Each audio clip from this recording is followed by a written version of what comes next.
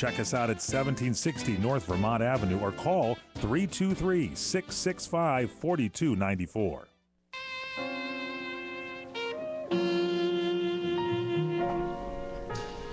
Welcome back to La La Land on CRN Digital Talk. That's Nettie Liddell. And that's Brett Chapin. We're talking to MacKenzie, Astin, and Jason Lowe of the play Caught at the Zephyr Theater. www.caughttheplay.com. Come see it. Come see it. It's a good show.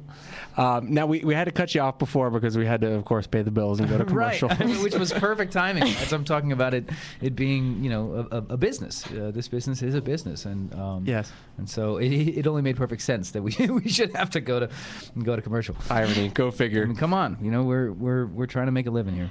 Right. Absolutely. I'll tell you though, it's one of the beautiful things for me about this play and about theater in general is that there are no commercials. Once you get in that room, it is all about telling that story, and everybody's involved. There's no separation. There's no satellite involved. There's no screen that separates you from the audience. You're all in it together. And if I can speak philosophically for a second, that's the thing about this planet, is that we are all in this together. Absolutely. It's irrefutable. Absolutely. And when you're in the same room, it's live and you feed off the energy. Mm-hmm. Mm-hmm. It's sort of it's an agreement between the theater goers and the folks on stage that you're all committed to the same sort of ideal. We're going to tell the story, and the audience is going to listen. Right. Except for that one lady last night with the cell phone.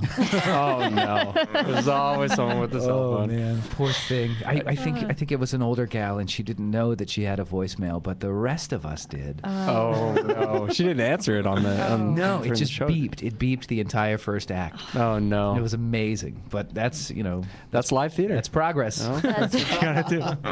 That's what I love about theater too. Is it doesn't really last like a picture or a video or a film. Right. It lasts in people's minds, in their hearts. You know, it's But of course, really Jason walked over to her and asked her to turn it off. Did or anybody leave, say anything? Right? I would hope so. At intermission, we talked about it. It was funny. There was a conversation in the lobby about someone saying, "Did you hear that cell phone beeping?" And as soon as the gentleman said that, we heard the beep in the lobby. Oh my gosh! So Taboo. whoever it was, they figured it out, and by the time the second act rolled around, they'd turn off their cell phone. There was no beep. There was no beep. Little hard to stay in character with a beeping in the background. I can imagine. It was a challenge for sure. It was a challenge. It was intermittent though. It wasn't. Yeah, it wasn't all the time, but it was steady.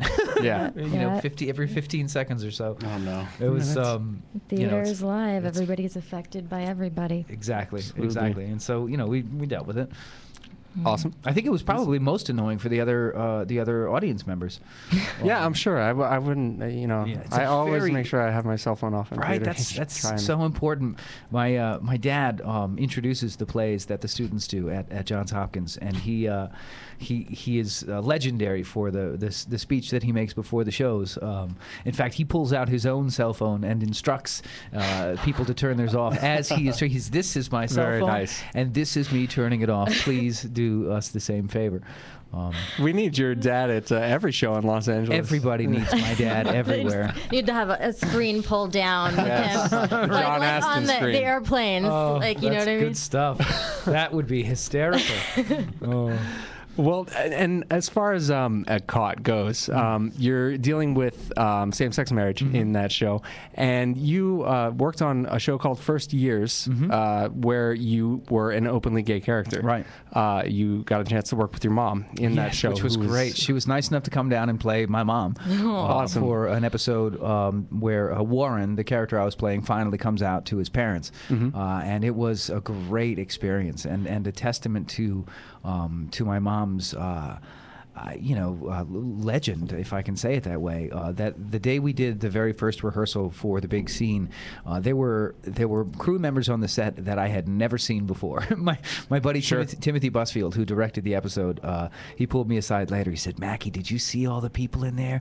They all wanted to come in and see your mom, man. She's a Hall of Famer, Mackie, a Hall of Famer." She sure is, and I tell you, some of those scenes, because your mom isn't accepting of you being gay in the show, And some of those scenes with your mom are just incredible, guys. If you have a chance, go on YouTube, look at First Years, MacKenzie Astin, and check out some of those scenes, because that's real acting. I learned a lot just from watching It was that. a good little show. It only lasted about 3 episodes. I think we shot 8. They aired 3. We were up against Who Wants to Be a Millionaire in its real heyday, when it was in full stride. So With Regis. Yeah, right. With Regis in the monochromatic tie shirt.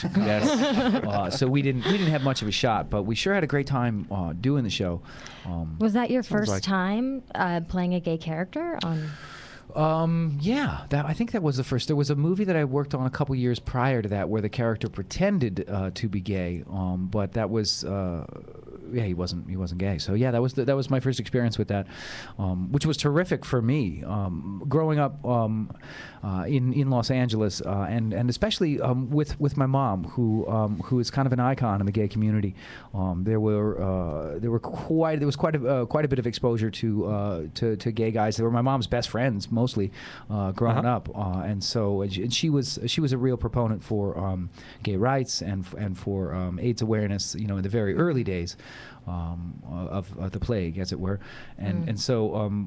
It was nice for me to be able to embody a gay character, because I felt like there was a real positive influence from my childhood, from the friends that she had when I was growing up. Yeah, and I can imagine it gave you some good experience for playing the character in Caught. Indeed. You're playing now. Indeed. Absolutely. Yeah.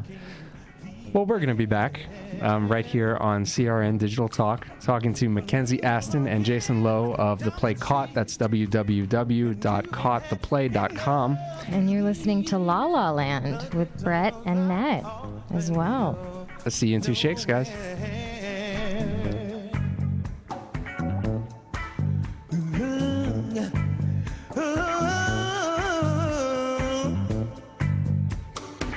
They say the women treat you fine on Broadway.